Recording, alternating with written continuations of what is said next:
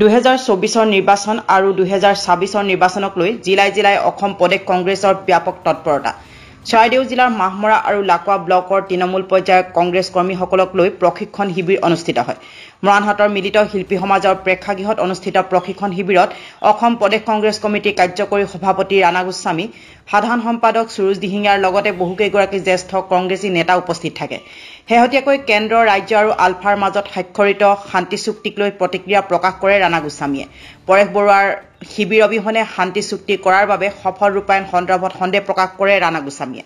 ইফালে পূৰ্বতেও অসম চুক্তি হৈছিল, কিন্তু কাৰ্যকৰী নহল। নিৰ্বাচনী বৈতৰণি পাৰ হোৱাৰে ই এক কৌশল বুলি মন্তব্য কংগ্ৰেছী নেতাগৰাকী।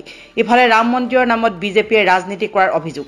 বিজেপিক ৰামে এনেকুৱা হাও দিব, বিজেপি কৰবাত উফৰি পৰিব বুলি মন্তব্য কংগ্ৰেছী নেতাগৰাকীৰ। মূল খুঁটিলৈ অহা বহুত ব্যক্তিৰ লগতে এইখন চুক্তি কৰিছে, গতিকে এইখনৰ পৰা কিমান ফলৱতী লাভ কৰিব, কিমান আমি লাভৱান্বিত হ'ম যে অসমত শান্তি ঘূৰি আহিব, এই ক্ষেত্ৰত কিন্তু সকলোৰে সন্দেহ আছে। ৰাম মন্দিৰ চাওক, ৰামটো হিন্দুৰ, মই ৰাম ভক্ত, শিৱ ভক্ত, মই ৰাম ভক্ত।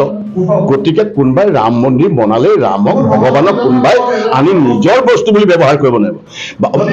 ভাৰতবৰ্ষ এখন হিন্দু ৰাষ্ট্ৰ হিচাপে তাত সকলো ধৰ্ম নিৰপেক্ষ ব্যক্তি বাস কৰে। গতিকে ৰাম মন্দিৰ, কোনোবাই হনুমান মন্দিৰ, কোনোবাই শিৱ মন্দিৰ, এইবোৰ বনাব পাৰে, একো ডাঙৰ কথা নহয়। আমিও যেমন হনুমান মন্দিৰলৈ যাওঁ, জয় বজৰং বুলি সেৱা কৰোঁ, শিৱক সেৱা কৰোঁ, ৰামক সেৱা কৰোঁ। গতিকে সেইটোক লৈ মুখত তৎপৰতা উচ্চাৰণ কৰি থাকিলে ভগৱান ৰামে এনেকুৱা সাও দিব, বিজেপি ক'ত উফৰি পৰিব।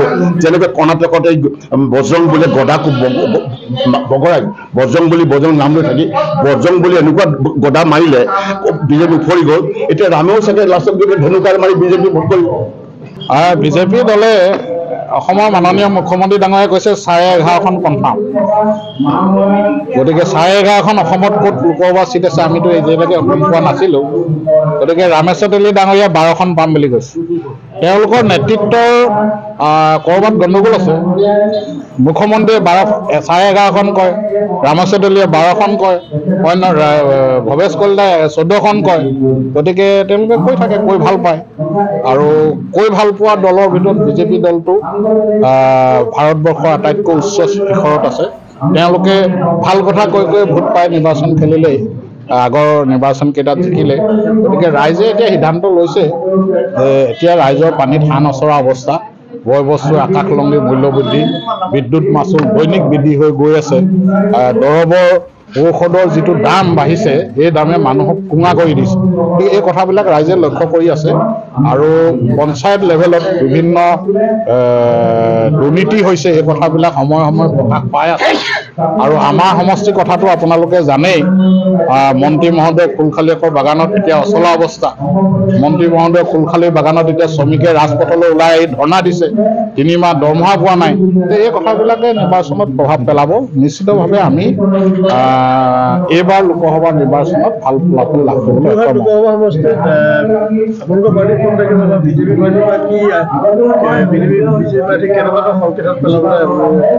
চাওক, আমি আজি আমাৰ বুথ সভাপতিবিলাকৰ এখন প্ৰশিক্ষণ শিবিৰ ইয়াতে অনুষ্ঠিত কৰিছোঁ। আৰু BLA বিলাকৰ আমাৰ 165 বুথ চেণ্টাৰৰ টোটেল 165 বুথ প্ৰেচিডেণ্ট আৰু BLA 165 টোটেল 330 আমাৰ মেম্বাৰ্ছ লৈ পিনি ইয়াতে প্ৰশিক্ষণ হৈছে। আমি তেওঁলোকক নিৰ্বাচনত কেনেধৰণে কাম কৰিব লাগিব, এতিয়া ভোটাৰ তালিকা নতুনকৈ ওলাইছে, ভোটাৰ তালিকা কেনেকৈ ছাৰ্ভে কৰিব লাগিব, এই কথাখিনি আমি তেখেতলোকক বুজাইছোঁ। আৰু আমাৰ বুথ পৰ্যায়ত আমাৰ সংগঠন শক্তিশালী কৰিবলৈ চেষ্টা কৰি আছোঁ।